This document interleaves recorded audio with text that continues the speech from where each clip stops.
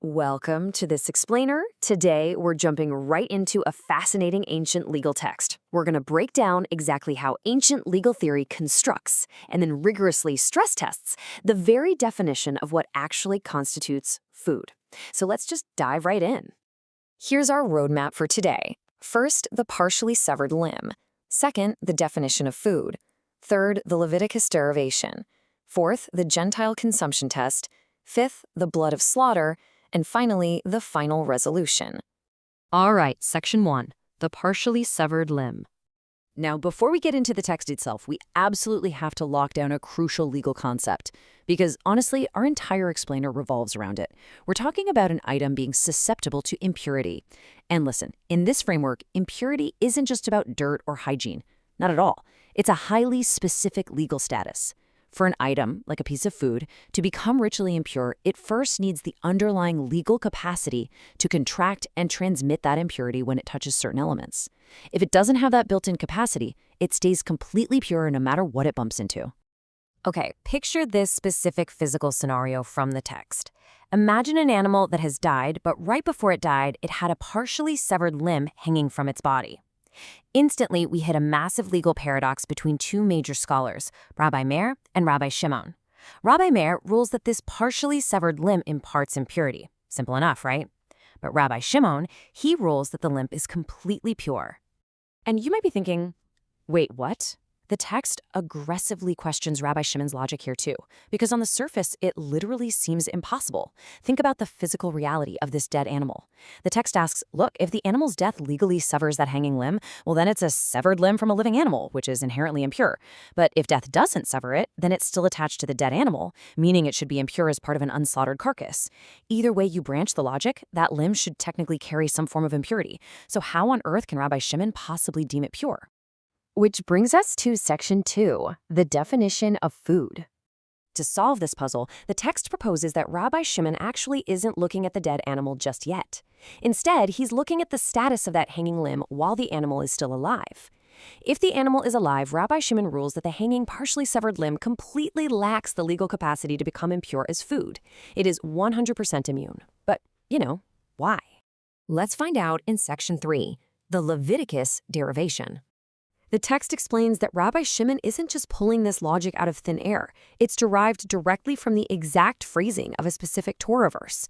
Leviticus chapter 11, verse 34 states, "From all food which may be eaten, that on which water comes shall be impure." Notice that phrasing.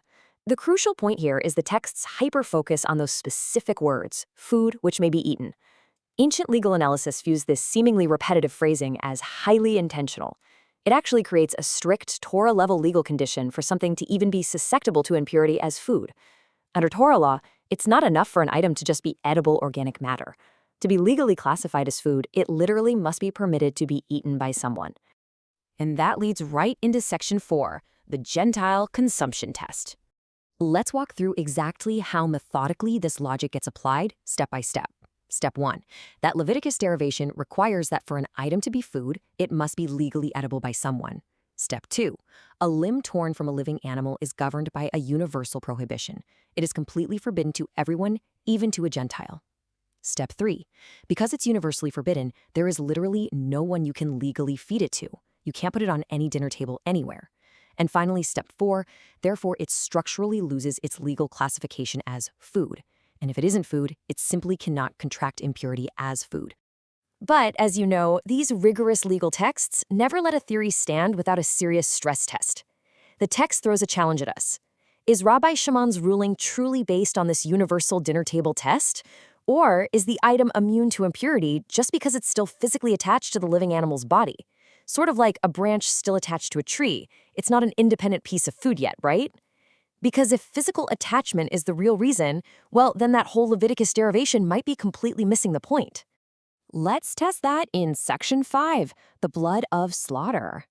To really figure this out, we need to ask what happens when this animal, with its partially severed limb, is actually slaughtered. Under normal circumstances, when an animal is slaughtered, its blood acts as a liquid that renders its meat susceptible to impurity. That's a very well-established mechanism. So we've got to ask, does this blood of slaughter apply to that partially severed limb, rendering it susceptible? And once again, we hit that exact same divide. Rabbi Meir says yes, absolutely, the partially severed limb is rendered susceptible by the blood of slaughter. But Rabbi Shimon, he disagrees entirely. He maintains that the partially severed limb remains completely immune even to the blood of slaughter. So why does Rabbi Shimon hold this line so firmly? Well, because he's applying the exact same Leviticus derivation we just talked about. Because a limb from a living animal is universally forbidden, even to Gentiles, it fundamentally is not food. And if it lacks that baseline legal status of food, then the physical reality of the blood of slaughter washing over it, it's legally irrelevant. The strict legal definition literally overrides the physical event. All right, bringing it all together. Section 6, the final resolution. After heavily analyzing physical connections, grasping, and all the tiny nuances of the limb, the text finally stabilizes Rabbi Shimon's position. It concludes that Rabbi Shimon's logic regarding the Leviticus derivation is actually directed at a very specific final scenario. He's referring to an animal dying without slaughter, specifically regarding partially severed flesh. Basically, even when the animal dies and the flesh is just hanging there, it remains entirely pure.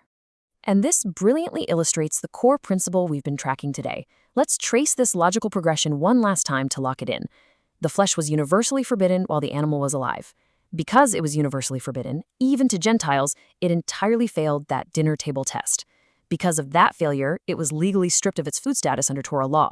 And because it structurally ceased to be food, it became completely and permanently immune to contracting impurity as food, even after the animal's death. The legal status basically locked it into purity forever. This leaves us with a truly profound realization about how ancient jurisprudence constructs reality. Think about what we just saw. An object's very physical classification, whether it is biologically considered food, depends entirely on a universal moral prohibition. If it can't legally be served at the dinner table, it literally isn't food. It really makes you wonder, how many of the things we consider absolute physical facts in our own lives are actually built entirely on invisible legal and moral boundaries? Thanks for joining me for this explainer. I really hope it gave you a fascinating new lens on how complex laws construct our world.